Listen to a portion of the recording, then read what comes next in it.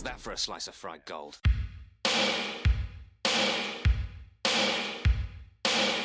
think this is a fucking costume? This is a way of life. I'll be back. Just a flesh wound. I'm not gonna hurt you. I'm just gonna bash your brains. Take your sticking paws off me, you damn dirty ape! I'm sorry, Dave. I'm afraid I can't do that. It's alive! It's alive! It's alive! I guess everyone's entitled to one good scare, huh? Ready. I was not in the spot. Oh, Gary, get in the find the spot, Gary. Yeah. You sound like my wife. Hey, that's exactly. Thank you for running with that, because that's exactly where I was hoping you'd go with that comment. So yeah, look at that. It's like we're starting to become a team here on Cinema Shock. we're a comedic trio. Wow, this is gonna be good. And with that, hello, and welcome. I just like Todd's wheeze there. That happened. I don't know. All right. Welcome to Cinema Shock. This is the podcast. I feel like I need to redo that. No, just keep going. You're all right. Great. Well, it just didn't feel like energetic. Like we started off energetic. Everybody, eyebrows up, gentlemen. Come on, eyebrows up. Eyebrows up. No more G-spot jokes. We're talking Cinema Shock, the podcast exploring the stories behind your favorite cult genre films. We do all the research so that you don't have to. This is the last podcast you'll ever need about strange days. I'm one of your hosts, Gary Horde, and I'm considering a segment on porno films, and I'm wondering if the guys will be okay with it. I'm your other host, Justin Bishop, and I would definitely be okay with it. Okay. I'm writer comedian Todd A. Davis. Todd would just giggle the entire time. Todd's iffy on it. Thank you for joining us for the latest episode in our series, Virtual Insanity, the cyber thrillers of 1995. And yeah, I would absolutely giggle the entire time. Time. Well, one thing I've learned is that, POV porn is very popular, and that connects to this. That's how I'll say that. Oh, yeah. That's how I'll say that I meant it to be. This is where they got this is where everyone got the idea. I think. Oh, for sure. Absolutely. I'll have to talk to my wife about it. I don't think I could just up and decide I'm going to start that segment. Oh, I'll have to talk to Justin's mom about it. Wow. Justin's mom's going to be the first guest. Jesus. Oh, okay. Oh, sorry. Here we are. Sorry. It's not fair, honestly. It's not fair because I'm not allowed to do that. You can. It's just so much darker. Yeah. We're just trying to help. Translates to funnier, in my opinion, honestly. Yeah, maybe. We're trying to help you find good cinema. And that's, I don't know if Catherine Bigelow would appreciate us starting the second part of our episode on Strange Days talking about pornography, but maybe not. But it's too late now. Yeah. But I feel like she's got a good sense of humor. Oh yeah, I'm sure she does. I read 2 studies saying that you have masturbation helps reduce your risk of prostate cancer by if you would, I shouldn't say masturbation, ejaculation reduces your risk of prostate cancer by a lot, double-digit percentages if you do it multiple times in a month. That is true. Look it up. Can we pause for a second? I gotta. And on that note, we're all going to take a quick break. Clean out those pipes, fellas. I know semen retention is a big thing, having nothing again to do with this movie, but not at all. This is where we're at now. I hope this is okay to start out with. Juliette Lewis is so nude, even her co-stars' parents avert their eyes. What? Avert their eyes? Yeah, I'm not super thrilled. That's not with even a joke. No. Yeah. Okay. Yeah. That just feels like a weird IMDb trivia thing. It made sense in my head at the time. What do the parents have to do? Why would they even be there? Because they're usually at the premiere to see their kids on screen. Are they? Yeah. Okay. For Strange Days? Yeah. Okay. If you say so, Todd. All right, guys, before we get into it, real quick, We got to mention Cinema Shock Plus. We got to say thank you to our Cinema Shock Plus subscribers. Yeah. I don't think you could say like real quick and then do like that pause that you did before you said it. Well, he's waiting for us to chime in, Gary, Yeah. so that we can Oh. say thank you as well. Thank you. Thank Yeah, you. that was Cinema that's why Shock I Plus people. paused. I paused so that you could say thank you, not so that you could chastise me. No. Well, I was talking about before that. I just didn't get it in before you said it. All right, guys, real quick. Beat. It's And called then it's a dramatic pause, Gary. Thank you, everybody who signed up for Cinema Shock Plus. What do they get, Gary? I'll tell you what, you sign up for Cinema Shock Plus, and depending on what tier you get on, I mean, there's lots of benefits to being there. You get to, the highest one, you get to see us for one, which is really, really cool right now doing what we do. And that's exciting. Also, my favorite part, you get merch discounts. That's a pretty big feature. We're going to have like really cool merch, and you get no, I'm not even going to tell you what you get. You get some cool stuff. And, I'm not good at this. I'm not as prepped as you were. We're not going to tell you. You're going to have to go to Cinema Shock Plus and find out.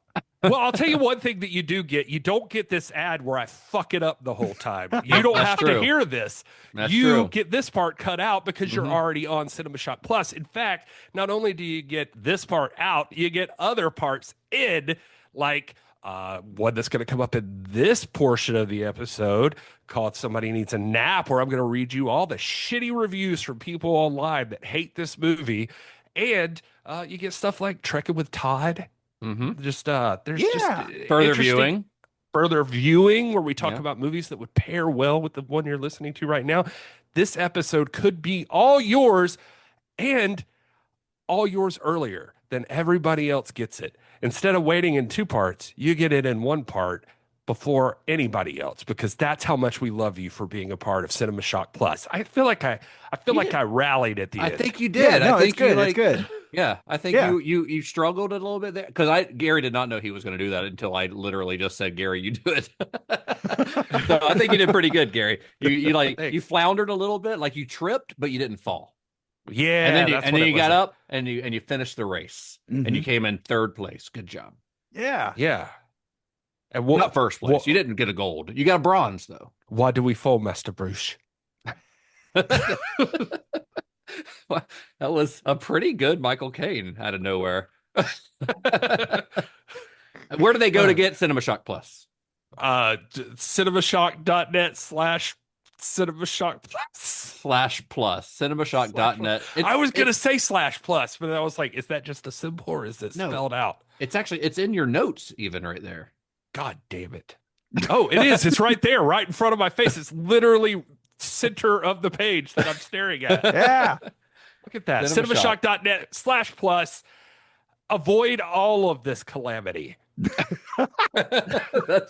That should be like the selling point. Avoid all of it.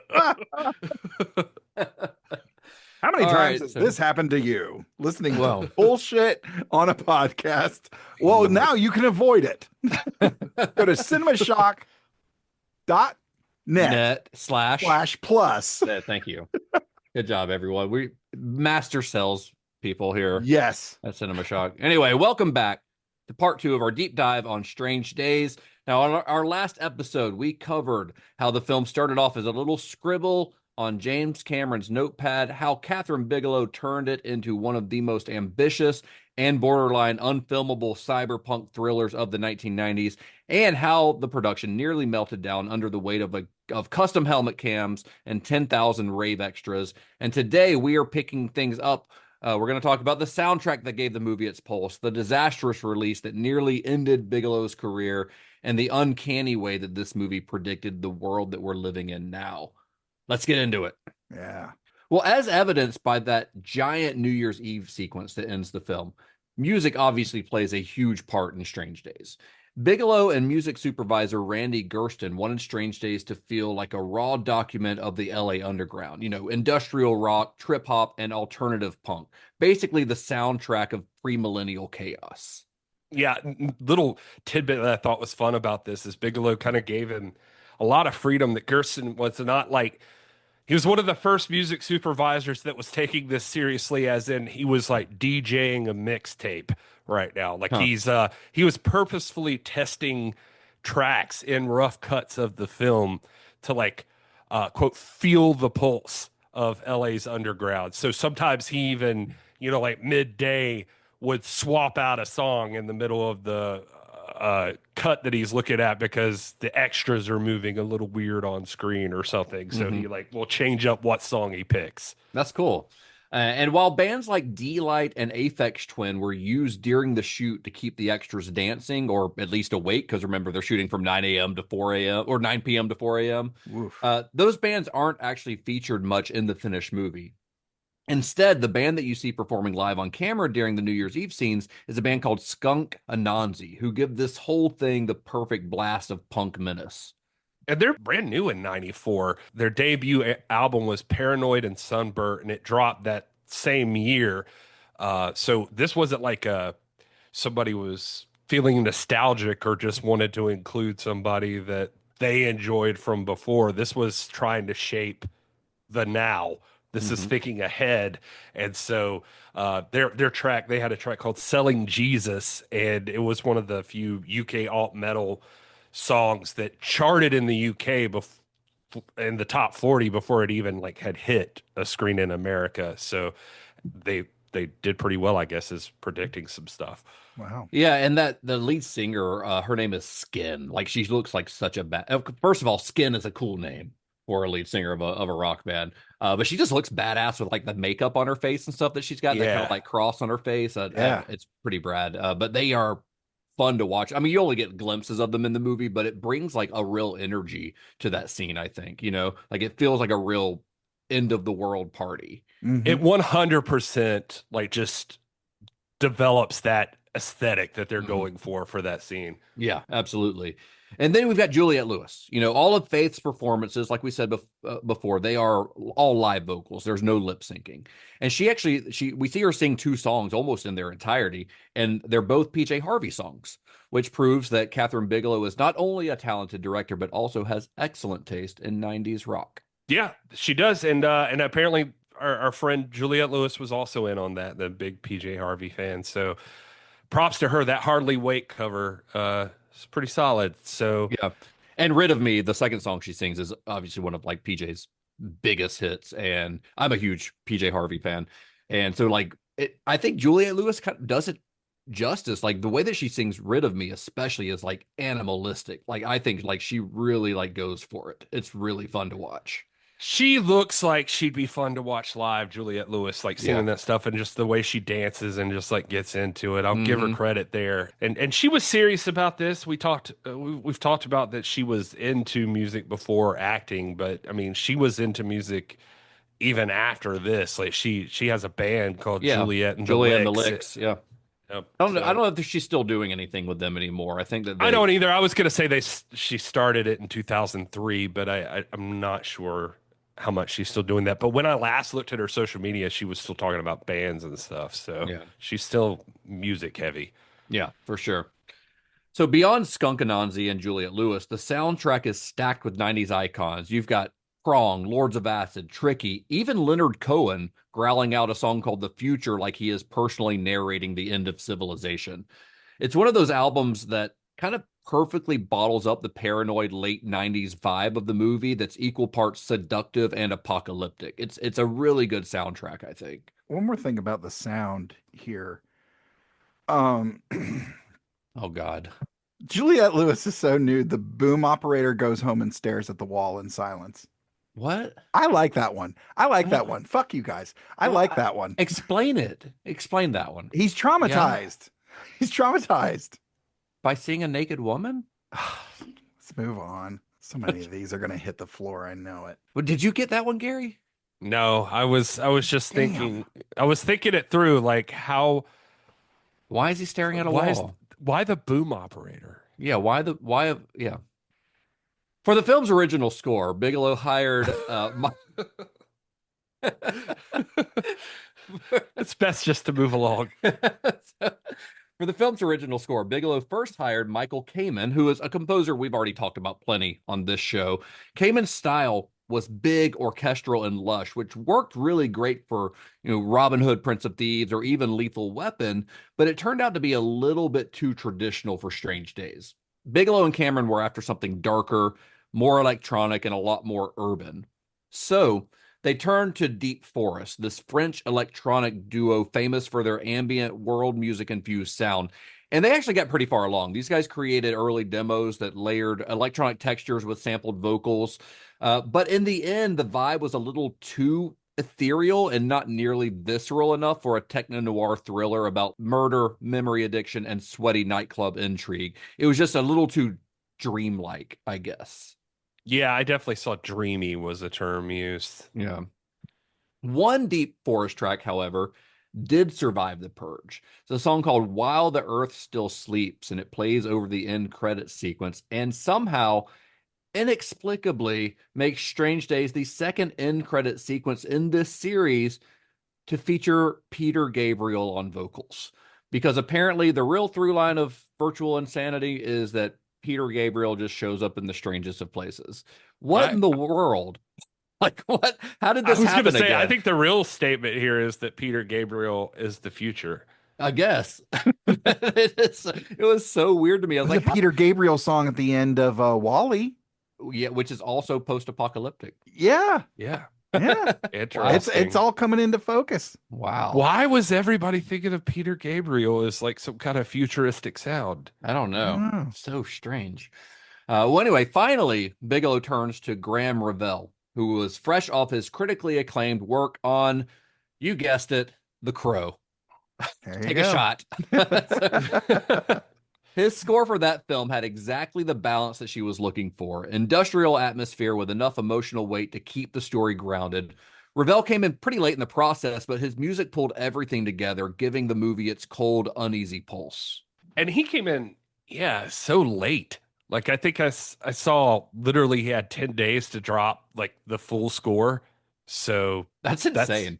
That's pretty insane. And I love it. I mean, he's got this like cool, like industrial kind of percussion and like the strings, like you mentioned, like that crow feel, and it just well, you said it best. I was trying to think of another way to describe it, but I think cold, uneasy pulse is probably the best way to put it. Yeah, it fits the movie. It very much fits the movie, and apparently that's what issues they had with the other two people that they had hired before him, is that it wasn't that they did bad work, it just didn't fit what they were going for.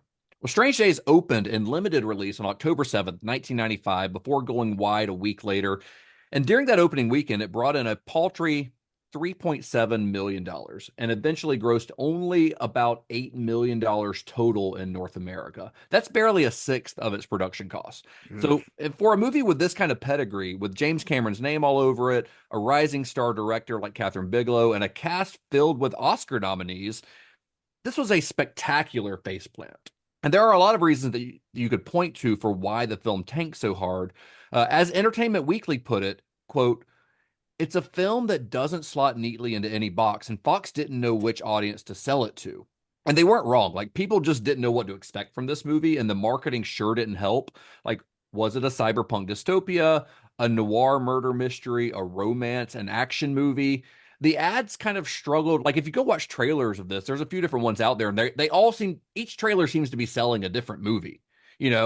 Every one of they really struggled to explain why you should care. Why should you see this movie? Which is the only thing that a trailer for a movie should be getting you to do, is telling you why you should go see this movie, why you should care about this movie.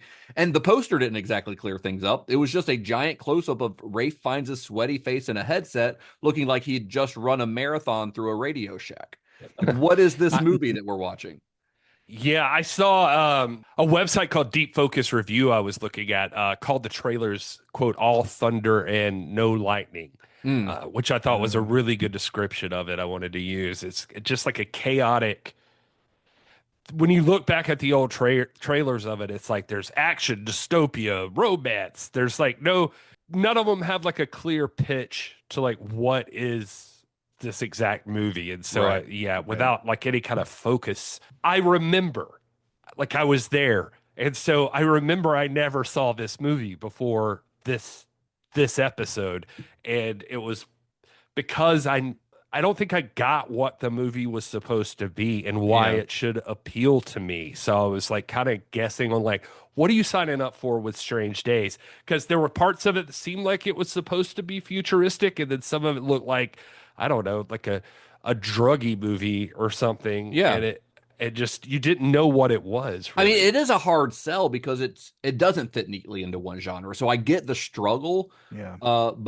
and they were certainly struggling, but they didn't break through on anything that worked marketing wise. And by the way, Deep Focus Review that you mentioned, Gary, fantastic website. Brian Eggert is the writer at that website. I read it a lot. His analysis on films are wonderful. He actually follows us on Blue Sky, so if he's listening, Brian, thank you. Love your Nice. website. It's good stuff. I didn't even know you followed us, and I read your shit anyway. So boom. Like I recall my knowledge of this movie didn't extend beyond the poster. Yeah. It was just kind of like, oh yeah, I've seen that poster before. It's a bunch Right. of faces and doesn't say anything. Yeah. It's got like Yeah. a picture of like think the New Year's celebration at the bottom. Rafe finds his head at the top, or there's a version that has his Angela Bassett and Juliette Lewis's faces like side by side, but Yeah. it's still just all of them just staring at the camera. Yeah, yeah, What is this? that's the one I'd always seen, and it was just kind of like, so those people are in it. Yep. Okay. Yeah, that's what we know. These guys are in it. Yeah. Well, the marketing also leaned hard on James Cameron's involvement, which probably set the wrong expectations. Like if you went in thinking you were about to see a Terminator style spectacle, then you might have been a little confused when the movie turned out to be a brooding cerebral meditation on memory addiction and moral decay. That mismatch almost definitely hurt the film's word of mouth. Nailed it. Yeah. Movie Web had a point on some stuff I was reading about it that said it gives you blockbuster bait expectations. And instead, if you go see this movie, you're going to get like dark and introspective and like a techno thriller. So marketing whiplash is the way to put that. Yeah, so I mean, basically, they thought that James Cameron's name was going to help sell the film, but it really just confused people more because it set the expectations wrong. So it ended up hurting the movie in the long run. Now, for their part, professional critics were more enthusiastic. Some of them, anyway. Roger Ebert, he was one of the film's biggest defenders. In his review, where he awarded it a perfect 4 out of 4 stars, he called Strange Days a technical tour de force and an extraordinary and visionary film. And he even put it on his list of the 10 best movies of 1995. I actually watched the episode where they discuss it, and The Siskel and Ebert? Yeah, the Siskel and Ebert episode. And Siskel was not a fan. Was kind of disappointed, said it like failed at a bunch of different places, and like Ebert seemed very sad by Gene Siskel. He was just like, I mean, he literally, I think, says his first thing is just like, well, I loved it, and I am disappointed in you that you didn't get it. And I was like, great. wow, Roger. Oh, I love it. But Roger Ebert didn't hold back, man. no, it was amazing. Like he goes in on it, like just how much he thinks Bigelow has done here, and basically predicts that it's gonna find cult love He does, down yeah. the road, like Near Dark or something else. Like he's just like, she's killing it, and this is another movie that you just don't get yet. You're right. And the movie also got rave reviews from the New York Times and the Los Angeles Times, but not everyone was sold. Owen Gleiberman, we've talked about him, he's a little harsh sometimes, but believe it or not, he did not completely trash this movie. He gave it a B- in Entertainment Weekly. And he wrote that Strange Days had a dazzling atmosphere of grunge futurism, but that beneath its dark satire lurks a naggingly conventional underworld thriller, which I don't agree with at all. Like, that's insane to call anything about this conventional. Yeah, nothing's conventional about it, but if they're talking about that there's like underworld stuff or like mob stuff, I think that's I mean, it is a thriller, and it's and it is utilizing like film noir tropes to an extent. 100%. Yeah, I was gonna say exactly that. It's film noir to a T, but in the techno world, like it's got the femme fatale with Juliette Lewis's character. It's got the flawed protagonist in Ralph Fiennes' character. Like it's got all the red herrings. It's very much a film noir, which is what James Cameron set out to do when he initially conceived it. So you're going to have some quote conventional aspects of it when you're purposely using tropes from a genre, Right, but that doesn't right. make Yeah. it any less like, that doesn't lessen the movie at all. It's just weird to say that because like yeah the skeleton is there, but I mean most movies anyway have some skeleton that you could compare to other movies or Right. something. But especially when it comes to James Cameron, look at Avatar. Right. But anyway, but Catherine Bigelow elevates it to something else, and it's amazing. I will say I was looking up reviews from like pros and Chicago Tribune they praised the acting a good bit, like finds I think they called it Weasley and pleading take on Lenny. Yeah, that's pretty good.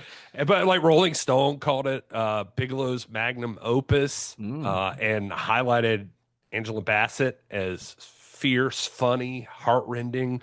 So they got all of that stuff. But Yeah. but then I also saw stuff like San Francisco Chronicle. I wanted to mention this one because we'll see it in Somebody Needs a Nap for our Cinema Shock Plus subscribers.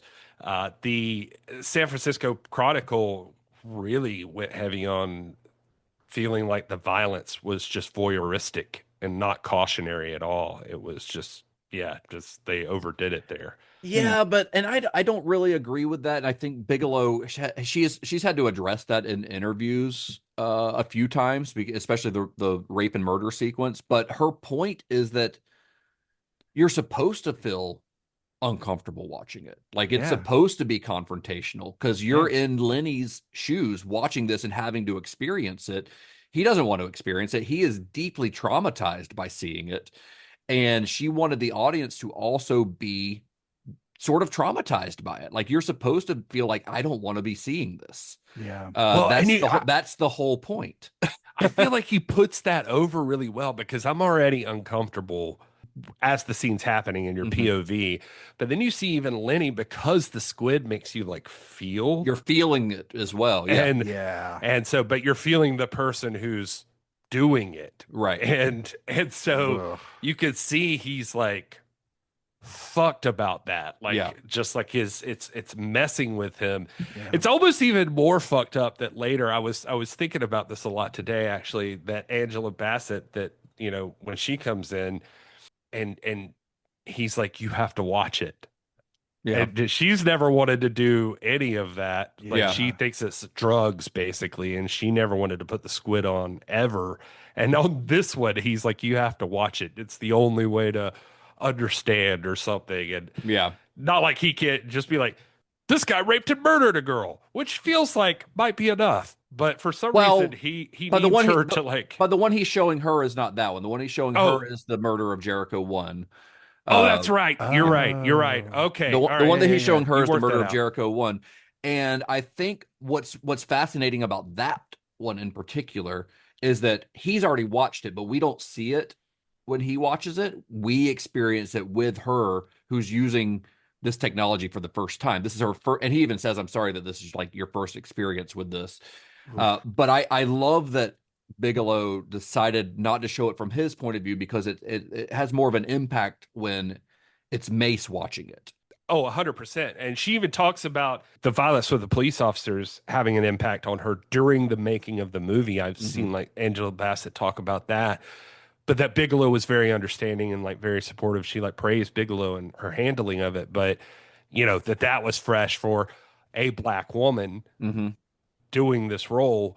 And no, that's a great point. And I'm glad you clarified that because for some reason in my head, like my memory was that it was the rape and murder. And you're right. It's the other one. And that also, by the way, would show the really ugly side of the squid technology and also how it could be used in a really beneficial way, I suppose. Not even just in fighting crime, but just that, like, what if you have to, I don't know, maybe this is discussion for later, but you're actually bumping up against a couple of my talking points. So I like where your brain's going Okay. for All right. when we get to the discussion. We'll so save it then. I'll yeah, just shut up for now. but I think we're kind of going in the same direction. But anyway, like, yeah, there were some criticism against the film. I mean, there were people who praised it and people who didn't. It was divisive. Even among fans of cyberpunk and noir, the movie was pretty polarizing. Like for some people, it was ahead of its time. For others, it was an overcooked genre casserole. There was another site I was looking at called Stories by Williams. That's what I have here where I got this from, but they were kind of discussing how cyberpunk and noir fans like took it. It hit a nerve with people, but later when people became overwhelmed with privacy violation, in your tech and how social media acts and that sort of thing. But this was a vibe. They were basically discussing how this was a vibe that was ahead of its time. Like people couldn't relate to what it was talking about that everybody was going to experience later. It was almost too ahead of its time to where people couldn't see it as plausible, which is something we talked about during Hackers as well. Like some of the critics were like, "Oh, this is outlandish," and now we look at it and it's like we're so far beyond that technology that it seems quaint. But at the time, a lot of critics were like, "This is crazy." Like it was like too ahead of its time, and this is almost sort of doing the same thing for some people. Yeah. In the year since its disastrous box office run, Strange Days has earned something close to redemption. Like a lot of misunderstood genre movies, it gradually picked up a cult following, thanks in part to early DVD and Laserdisc collectors who championed it as an underrated milestone in 90s sci-fi. Cyberpunk fans were especially vocal about how ahead of its time it was, both technically and thematically. And now, nearly 3 decades later, film has shown up on more and more lists of essential cult movies, especially as its predictions about surveillance culture, media obsession, and the commodification of experiences have started to feel a little too real. Critics who once dismissed it as pretentious or incoherent have come around to see it as visionary and maybe even prophetic. In 2019, The Ringer called it, quote, the most relevant movie about the end of the millennium, praising its unflinching take on voyeurism and social decay, and today it is regularly cited as one of Kathryn Bigelow's most ambitious achievements, a film that may have failed commercially but left a lasting mark on the genre. So let's talk a little bit about our thoughts on it then. First of all, how familiar are you guys with Bigelow's other work? I know we've all seen Point Break and probably The Hurt Locker, right? Here's the thing. I've seen Zero Dark 30. I've seen Near Dark, Point Break, Hurt Locker, now this. What else have I seen by her? I think that may be the one. Have you seen K-19? I have not seen K-19, The Widowmaker. Mm-hmm. Have you seen Blue Steel, the one with Jamie Lee Curtis? Oh, forever ago, I feel like. Yeah. That's her. That was her. But that was before this. And it was like, I don't 90s. remember that film very well, honestly. And her first movie, which I watched for the first time this week, is called The Loveless. And it stars Willem Dafoe. It's kind of a pastiche of like 50s biker movies, but we actually mentioned it briefly during our David Lynch series, I think on the Wild at Heart episode, because it was co-directed by Monty Montgomery, who was the producer on Wild at Heart and goes on to produce Twin Peaks, and he ends up having an on-screen role in Mulholland Drive later on. But it's the only movie he's ever directed, and he co-directed it with Kathryn Bigelow. So there is actually a strange David Lynch connection here as well with Kathryn Bigelow, which you wouldn't think from her work that there would be, but there is. Near Dark is like one of my favorite vampire movies. I love Near Dark, and I love kind of the ethereal, weird vibe that it has, which this movie also sort of has, and The Loveless definitely has. The Loveless has some like Lynchian vibes to it. What about you, Todd? What's your experience with her stuff? Yeah, I was just looking over her filmography. I think I've seen the big ones. I don't know that I've sat through all of Blue Steel, but I know I've seen big chunk of it. Point Break, of course, Strange Days, Zero Dark 30, Hurt Locker. I've definitely seen those. This was a first viewing for me, and just I don't know that if I just sat down to watch it not knowing that Kathryn Bigelow directed it. And I think I can say this probably about more of her films. I don't think it comes across as like being super in your face of like a woman directed this. It's a lot of her films are big champions of like storytelling is not tied to gender. And I love that because certain points of view just don't come across when you've got a bunch of the same old white guys like yelling action. So I love seeing really great films and then finding out about the director and learning about the director. And like, again, even if I knew the name Catherine Bigelow, maybe not knowing like all the ties to James Cameron and, all that influence, and knowing the ties to David Lynch and, her other work. I've not heard of Near Dark, but I dig vampire movies. So, oh man, it's like a vampire western. It's got Bill Paxton, Lance Henriksen, Jeanette Goldstein. Like, it's got a bunch of people from Aliens. Oh, nice. Yeah. It definitely makes me want to check it out. Like, I was like, oh, this is good. It sounds like so much fun. So it's such a vibe. But it's an interesting vibe too, though. It's like unlike most vampire movies, I feel like. very, very much unlike most of them. And I'm by no means like an expert on Catherine Bigelow. I've seen most of her movies. There's a handful I haven't seen. Of all the ones I've seen, I do really enjoy. I can't think of one that I don't. And I especially enjoy her early genre work, like her 80s and 90s stuff. Really everything leading up to this. That's kind of my favorite stuff. I like The Hurt Locker, but that's not like the kind of movie I'm going to revisit often. Yeah. But I think during this era of her career, the 80s and 90s, she was really creating a lot of kind of what on paper would seem like a crowd pleasing genre movie, like, horror, sci-fi, action, police movie with like Blue Steel, but she almost always used those genres as sort of like a prism to reinterpret these genres to explore something a little bit deeper than what that genre might normally do. Like, that's why when we say like Near Dark does not feel like your typical vampire movie, it does not. It very much does not. It is not what you expect from a vampire movie at all. She actually has something to say with it, which a lot of vampire movies don't necessarily. Cool. But watching Strange Days, I kind of found myself wondering what exactly it was about her work that feels different from so many other movies from this time, other genre movies, including all the other movies like that we've talked about during this series. And I think it's because even in genres that usually prize spectacle over substance, she always focuses on her characters first. Yes, Near Dark is a vampire movie, but it's really about this group of vampires as sort of like a family that they've created. Oh, wow. Point Break, yeah, it's about a guy going undercover to, crack this case about the series of robberies or whatever. But it's really about Patrick Swayze and Keanu Reeves' relationship. That's what the movie's really about. It's about the characters. And you can say that about most of her stuff. And I think that's a large part of why Strange Days works so well for me, because if we didn't care about these complicated, messy people and how they're sort of haunted by their own memories, then I think everything else around it would collapse, because there's a lot going on here. You really have to care about them because they are the catalyst of everything else that's going on here. And what fascinates me so much about them, the way that they're written and the way that she portrays them and the way that they're portrayed by the actors, by Ralph Fiennes and by Angela Bassett especially, is how these characters approach their pasts. Right? Lenny is sort of addicted. He's an addict. I mean, he very much is an addict, but he's addicted to nostalgia. Yeah. Basically, he wants to relive moments when he and Faith were happy. He doesn't want to confront the ugly present. He wants to live in his past where things were better, even if it's kind of slowly destroying him. And then Mace, who we said before, she's kind of the film's heart and conscience.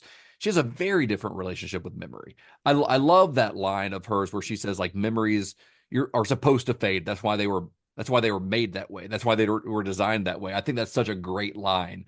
Like, she acknowledges her past, some of it very painful, as we see in like the only real flashback in the movie that's not, somebody actually watching a video. It's like just a normal like movie style flashback. That's a painful memory for her. So she acknowledges that, but she doesn't wallow in it, and she lets it inform who she is without letting it define her. It's interesting to say like that she's talking about it fading, but that is like also because of Lenny's role in that memory of hers directs like her entire process through this film, basically. Yeah. Well, Gary, this was your first time watching this too, right? Yeah.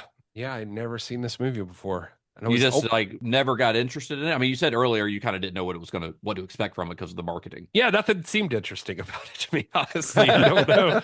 I can't say that and be fair about it, because I remember that the movie exists and I remember the marketing of the movie. So. But it wasn't enough to get you to watch it. Yeah, I just had never seen it. So I was like, I remember at least from the 90s that this was a movie that exists. Yeah. I remember seeing the trailers on TV. I mean, it sounds like you guys both enjoyed it. Yeah, I enjoyed it. That first scene, and we talked about it at length, but it really is kind of a jarring drop into this world. And you know, as soon as we get the cut to Lenny, you know, sort of, okay, and it's like you're struggling to keep up. But I think that struggle to keep up with that pace means that by the time Lenny's in his car, you've kind of ingested so much of this world that now the radio broadcast is kind of setting the rest of the scene of like, yeah, and it's sort of expositional, but it works the way that it's done because it's not like in your face. Like it's not like they're not zooming in on the radio. They're not showing like you have to be like paying attention to gather this almost by osmosis. Like you're just gathering information as it's being put out there. But the movie is not like it's not talking to you directly to explain what's going on, but you pick up on it anyway.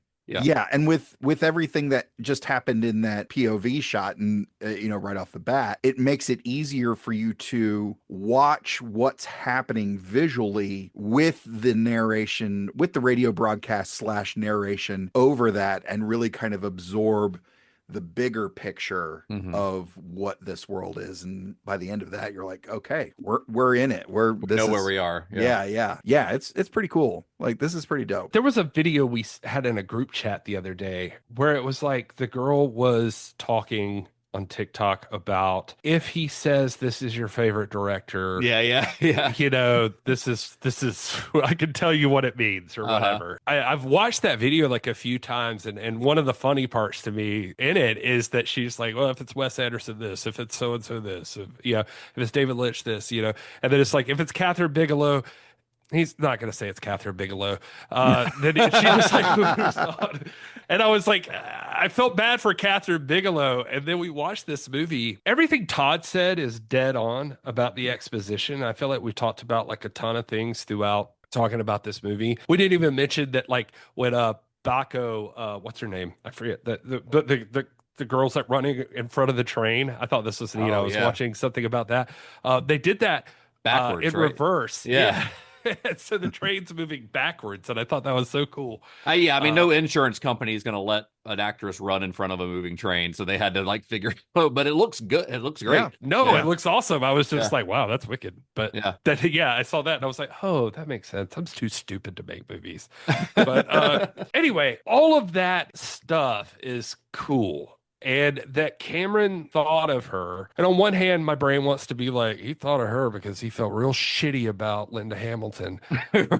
But final truth is that he thought of Catherine Bigelow because Catherine Bigelow could make this movie, and he knew Catherine Bigelow could. He knew that she had the goods to get it done. Yeah. All of that stuff is accurate. Catherine Bigelow is great. This movie is put together really, really well. When I watched it, legitimately, my first thought after watching it was, I cannot believe I've never seen this before. Yeah. Like, it's a really good movie. Yeah. And anybody, Cinema Shock Plus subscribers don't get Somebody Needs a Nap, but there are people that called it incompetent and stuff like that. And I'm like, what the fuck were you watching? Like, this entire movie was good. Yeah. And it was a great thriller. By the way, the twist did fucking get me. I didn't know that was happening until it was happening. And then I was like piecing it together as it was telling you it was happening. So I'm sorry if I'm an idiot. But they kind of set it up like you think it's going to be Michael Wincott's character the whole time. Like almost to a point where you think it's too obvious to be his character because he's such a scumbag. And you go through the steps that you think is going to be Vincent D'Onofrio at first, like that's the obvious choice. And it's like, why would it be any twistier than that? At one point, I had the police chief on my suspect list. I was like, he ends up being the only like he's the only good guy in the whole thing.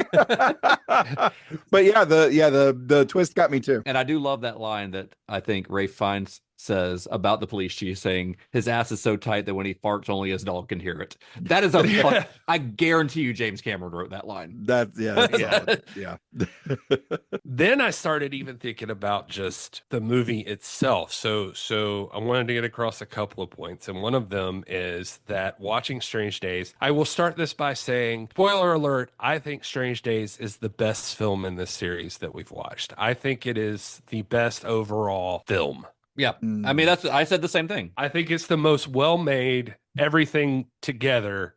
it's the best movie. And it's a shame that it is not more well known and widely available. It's because afterwards I kept thinking about it. I was thinking about what it meant. It's like a warning shot, and we all just walked into traffic anyway. Like, I love this movie, and not because of the rawness or how like intense it can be at times, because I'm so obsessed with technology right now, especially. I think I loved that it feels like it saw everything before anybody else did. It was released in 1995, set in 1999, and somehow more relevant in 2025 than it was back then. Yeah. Let's record people's memories and sell them as entertainment. What could go wrong? All of the things go wrong.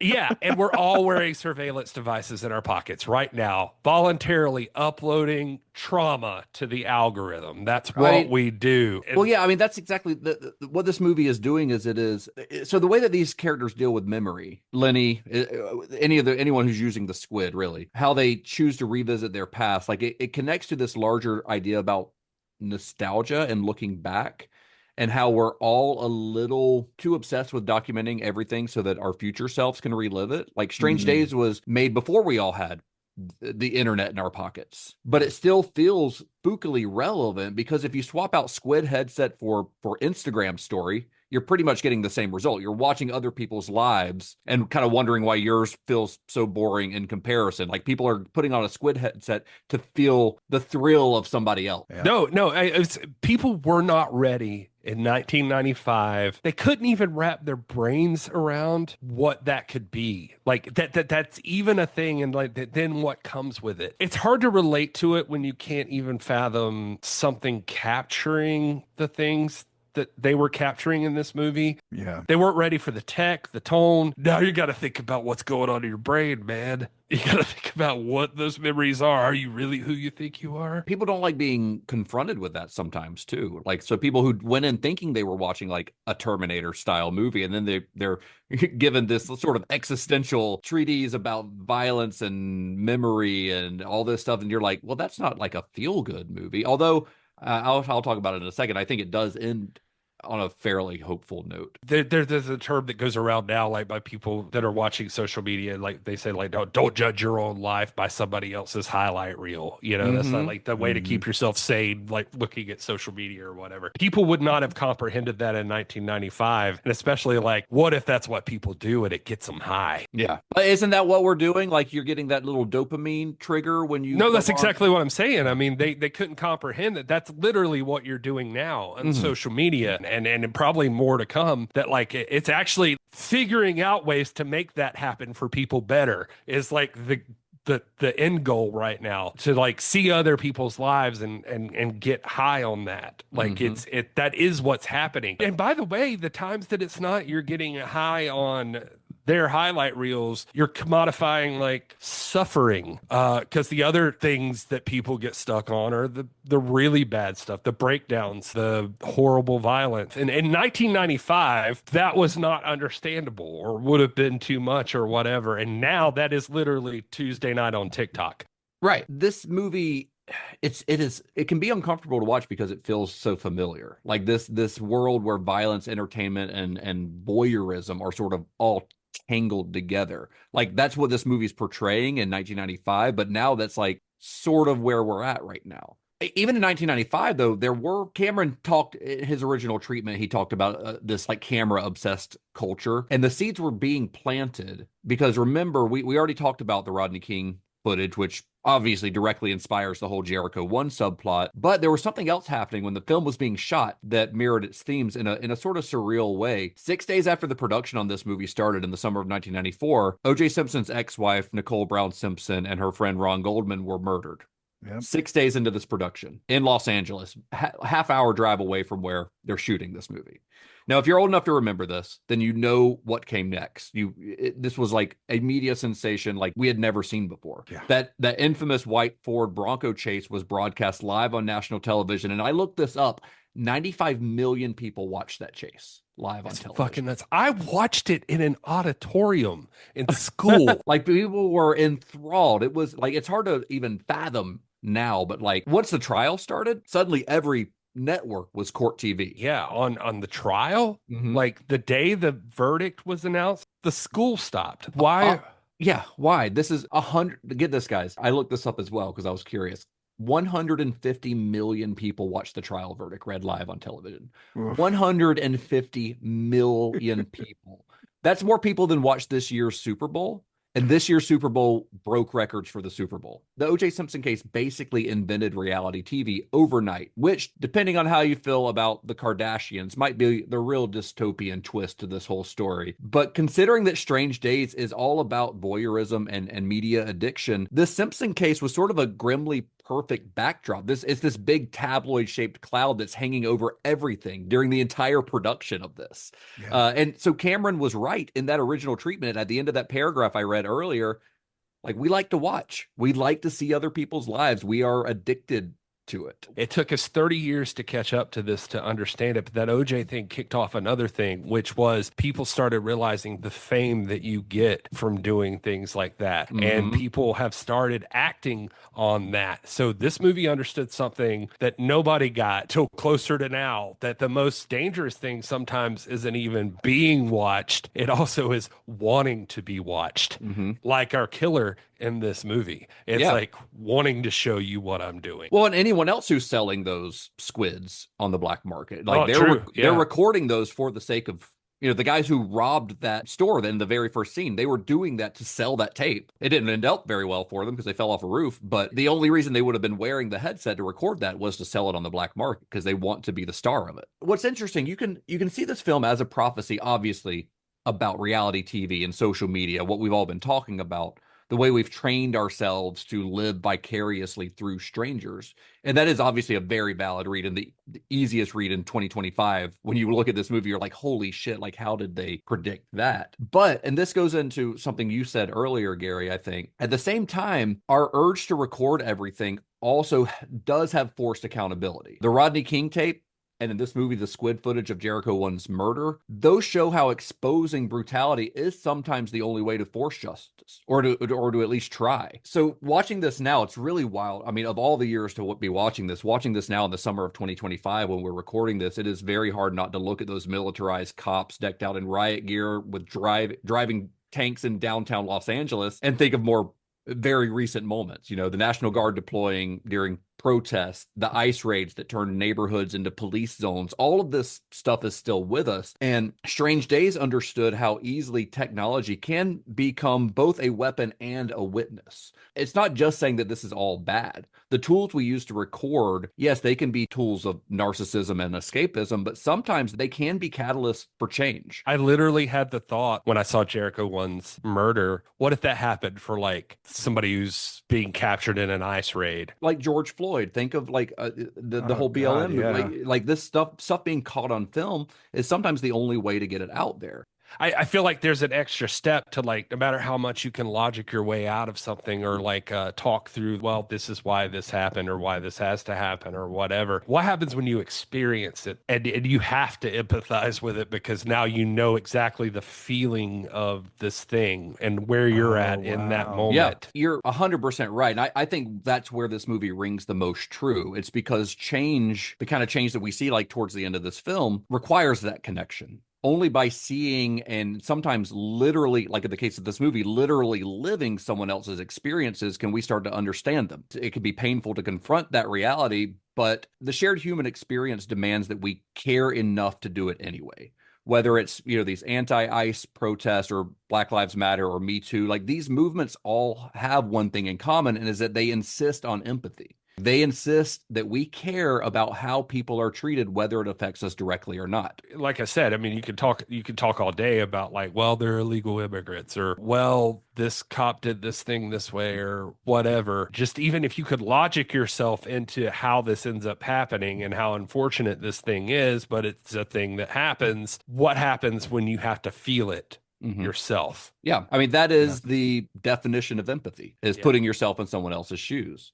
Around the time that this film came out, I read a really good interview with Catherine Bigelow, and she said, the film ends in a strong insistence on hope. Ultimately, it's humanity, not technology, that takes us forward, which I think is a really great quote. And 30 years later, we are still sort of waiting on that joyful millennium that she was talking about that the movie promised. So far, it looks a lot like the old millennium, just with better Wi-Fi.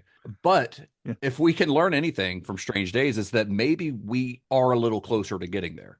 You have empathy and you care about other people's experience on this earth other than yourself and what affects you. That's what the end of this movie is really about. When Mace experiences that squid recording, that's what's happening. She's feeling somebody else's pain. She's seeing herself in that. And exposing that is what causes things to change at the end. That's what causes the bad guys to get caught by someone else just giving a shit. Going back to the video thing that we were talking about with the girl talking about who's gonna the guy that picks his favorite director or whatever, and I was like, it's not gonna be Catherine Bigelow. And I was like thinking about that again while I was watching this, and then the way this movie made me feel after I watched this, and I was like, why is Catherine Bigelow like it's not gonna be Catherine Bigelow? I don't know why that stuck with me so much, but it was like weighing on my brain, and I'm like, let me think about Catherine Bigelow for a minute. All right, so Cameron offered the movie. Sure, he had written the script. What did she see? Like, what did she know she could do? Like, it could have been a paycheck or something, sure, but I feel like she would have seen something that she thought she could say. And while it does feel like she's screaming into the void, eventually the void's got a comment section. And so, like, I guess what I'm trying to say is, I was like, something is different about her, and I'm like, what is different about Catherine Bigelow that I'm seeing here? And I think for me, and it's not she's a female director in a male genre, and that's part of it, but the real reason that Catherine Bigelow hits different than everybody else is because she's not like Jim Cameron. She's not making a movie about ideas. She's trying to make movies about the ideas fucking slamming into your fucking face. That's what she's trying to do. Like, people intellectualize violence. They want to make you think about, what does this mean? What could it be? Like, what drives people to this? What does this? And Bigelow is like, she's making you feel it. Like, what embodies it? Or she's not just filming a shootout to see like how cool the shootout could be. Like, she's trying to show the panic attack that happens when you're in the middle of a shootout. I think you hit the nail on the head, because I think what makes her stand apart from other directors in the genres that she's working in. And I think we talked about this a lot in our James Cameron series, but I think James Cameron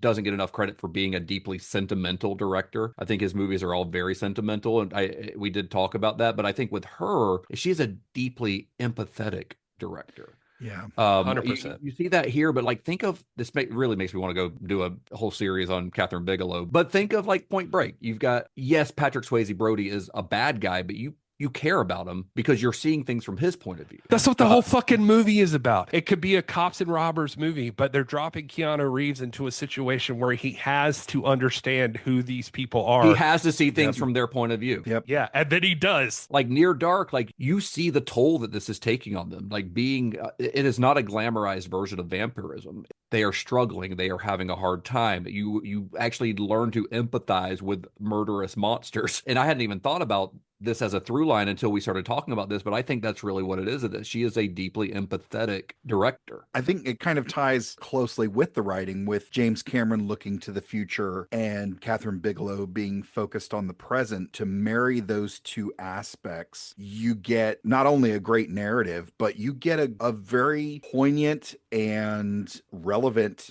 cautionary tale of, hey, we've seen XYZ. Some of that stuff is happening right now.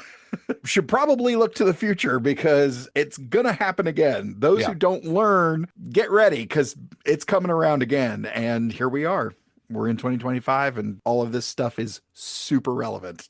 Yeah. You watch a James Cameron movie and you can't help but feel impressed by everything that he does. And you watch David Fincher, and who captures like paranoia and delusion better than like David Fincher. But Bigelow, she messes with like your heart rate. Like she's like she's picking it, and she does it in a really brave way. Like she's not afraid to just do that. Like, if you think back to all the movies, like the movies that I could think of with her, I'm like, oh God, the more I think about it, the more I'm like, she directs like she's got nothing to prove to anybody. She's just doing a thing, and she'll like tear apart the convention of what this story is supposed to be about, whether it's Point Break and the cops and robber thing, or Hurt Locker could be like your normal military movie, or Zero Dark 30 even, by the way. in her quiet moments, like Catherine Bigelow, like the Hurt Locker and Zero Dark 30, they're not quiet in the emotion and the anxiety that go into them. Like they're about the institutions and the systems that are set up and what it means to be masculine in those situations. And how those things affect real people. Yeah. And they fuck up your mind. It's not about just like being buff and macho and just going and murdering Osama bin Laden. Like none of that's that. And the lead in Zero Dark 30 is a woman, and it's about her dealing with what her job is supposed to be and handling that through the systems that she's having to deal with to get there. It's visceral, like it's visceral empathy that she like puts you in, and she's not trying to make you like overthink it. Like she wants you to feel it. I feel like Strange Days is maybe the most personal and chaotic, prophetic version of that, because this genre is usually neon and cyber titties, and she's like, but what about the trauma that it fucks with? Right. And what happens to race and gender? And what about your addiction to media during this time? And then also, what if I blew it all the fuck up and threw it a serial killer?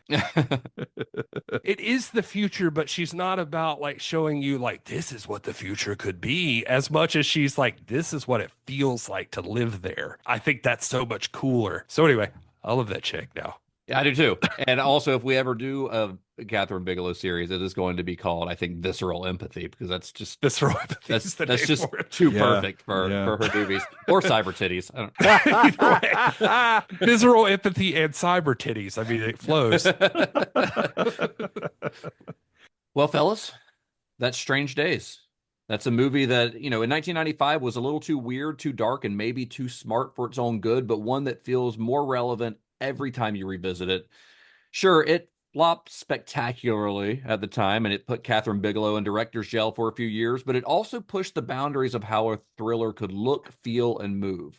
This is a film that understood long before the rest of us did how much we'd all end up living through screens and obsessing over other people's experiences and trying to feel something real by doing so. And in a way, I think that this is sort of the perfect finale for this whole virtual insanity series we've been working on. Because every movie we've covered, Johnny Mnemonic, Virtuosity, Hackers, Ghost in the Shell, these were all chasing the same question. What happens to us when technology stops being a tool and starts being the environment we live in?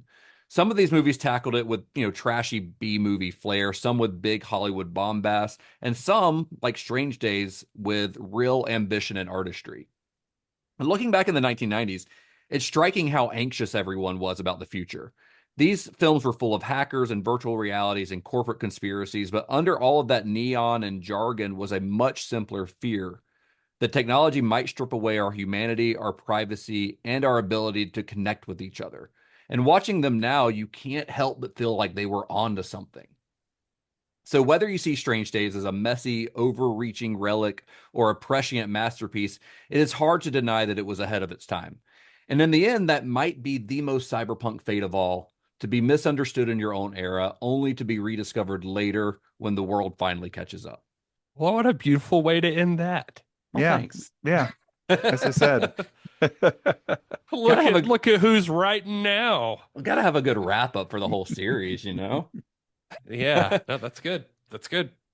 This has been a fun series to do. It has. It's like we mentioned this, I think, in the last episode, but it during Ghost in the Shell, but it's like brought up a lot more like poignant conversation that I was expecting. I expected it to be more like just making fun of like 90s movies. I 100% felt the same way. I thought it was going to be like goofy fucking 90s and it was. stuff. I mean, Yeah. there was a movie with a talking dolphin in it. A cyber dolphin. Yeah. This is a good point. And Dolph Lundgren dressed as a Jesus. But Well, I mean, to be honest, like I know I made a big thing about all the religious references in our coverage of Ghost in the Shell, but honestly, like going through this time, I was like, oh, there's this man who's lost his faith, and some of these things, even there was in the radio broadcast, like right at the top of the movie, there were allusions to the rapture and yeah, I mean other that was all biblical hanging things. over the whole 1999 2000. Yeah. I was just like, oh man, there's more of it here, a different flavor for Yeah. sure. Yeah. But like, yeah, we were all staring at the millennium and staring at an uncertain future, and people were a little anxious about it. Yeah. And you know what? They should have been. Yeah. Did either of your parents do any like Y2K prepping? No. Mine did. Yeah, I don't think mine did either. No, mine did not. Mine stocked canned goods, water, and my father has a few firearms, so he stocked ammunition. Yeah, of course. So I was gonna say in the car ride, they definitely say something about Muammar Gaddafi getting a Nobel Peace Prize. Do they really? Or yeah. There's something about that I'm like, well, pretty sure he ends up being considered pretty authoritarian and yeah, that didn't happen. terrorist supporting. Yeah, you definitely missed the mark on that one. And then murdered. Yeah. It was just like yeah, all right. Can't win them all. All right, guys, that's another series in the books. yeah. I think we did good. I think it's time to tell our listeners what we're doing next, which is nothing. Nothing. Not a thing. This is the end of the show. Yeah. Sorry.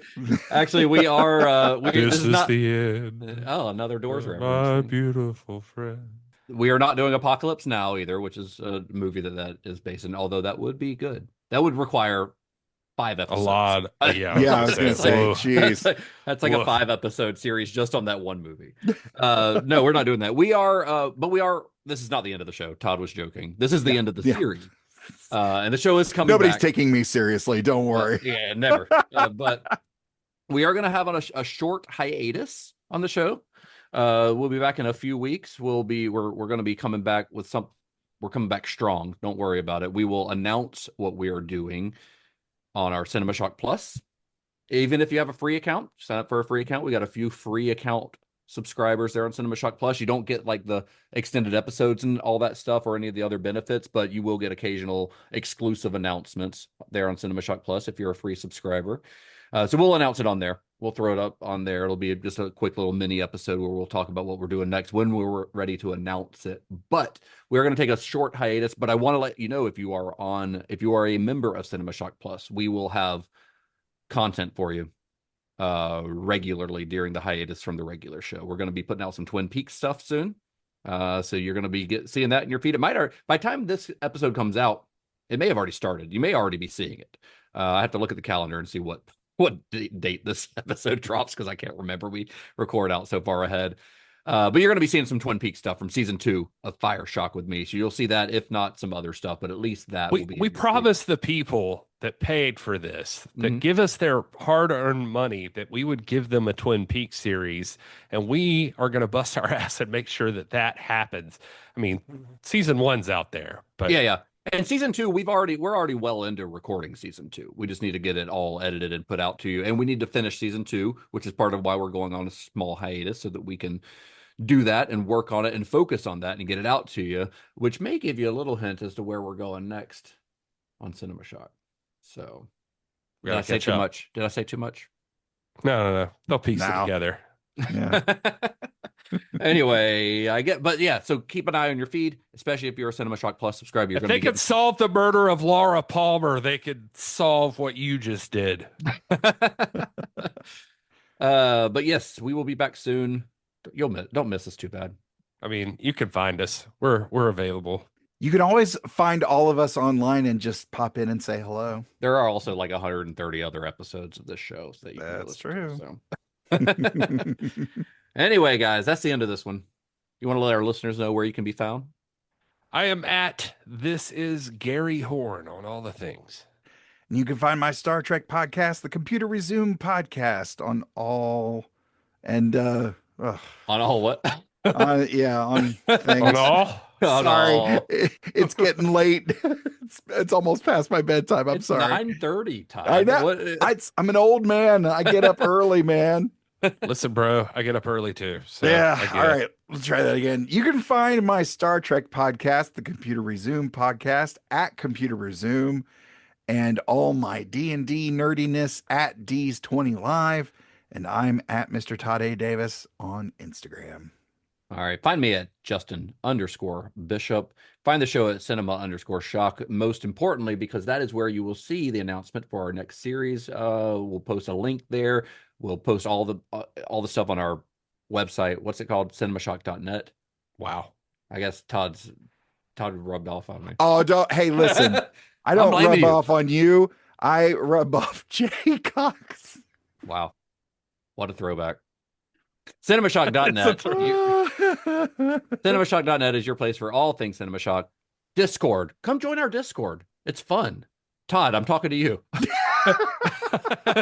Come join our Discord. It is really fun. You get there's a lot of good movie news announcements and discussion, movie new trailers. I will say, if you want to stay up on trailers and movie news, go there. I lurk most of the time. Well, but we're on top of it. I'm trying sometimes. It's fun, and we'll post like sales if there's like a big Blu-ray seller going on or a big announcement. We post all that stuff in there. It's a good little haven for movie nerds. So head to cinemashock.net. You can find the link to our Discord there, plus links to all of our social media, links to obviously all of our episodes and all of our series. If you want to see how all the series are grouped, that's all on there. Links to our merch, links to, most importantly, CinemaShock Plus, which is where you will get that announcement for our next series. And you can also sign up to get all that bonus content that we've talked about. And then we'll come back with a new series very soon. Fellas, Sweet. we're done. Until next time. May the wings of liberty never lose a feather. And be excellent to each other. I can get you what you want. I can get you anything. You just have to talk to me. You have to trust me. You can trust me because I'm your priest. I'm your shrink. I'm your main connection to the switchboard of the soul. I'm the magic man. Johnny of the subconscious. You say it, you think it, you can have the keys. Juliette Lewis is so nude, every co-star knows exactly where her tattoos stop and the regret begins. Okay, that one was good. Okay, all right. Hey, What? listen. I feel like you saved your better ones for last when Here's the everybody already gave up on you. Here's the thing. So that one I just did is number 9. I have a 10th one. I don't know that I should say it. It's Well, pretty, then, it's now pretty you rough. have to. Yeah, no. I'll wait till we stop recording. Oh, wow. Okay. Okay, Jesus. Sign up for Cinema Shock Plus if you want to hear it. Hey, there you go. All right.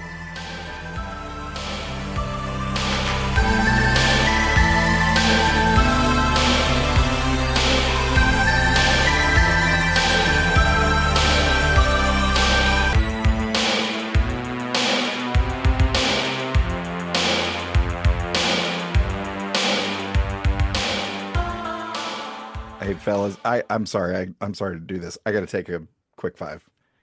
Okay. Okay. You all right? Yeah, just I have to go to the bathroom. It just hit He's got me. poo. He's Yeah, got poo poop. now. Go poop. Yeah. Hey, pause. All right. Have fun. Bye.